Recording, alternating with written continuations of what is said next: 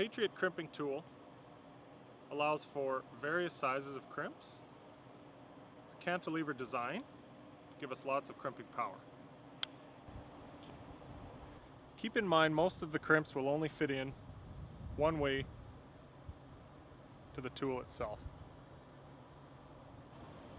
It's always easiest to slide all the crimps onto one side of the broken wire first,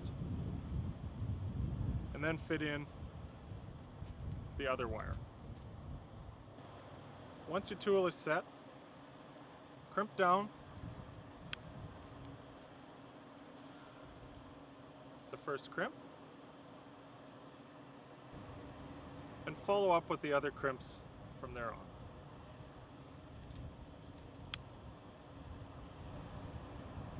Prior to finishing our crimp, we can either pull the wire fairly tight, or you can leave it loose and apply an inline fence strainer at a later time.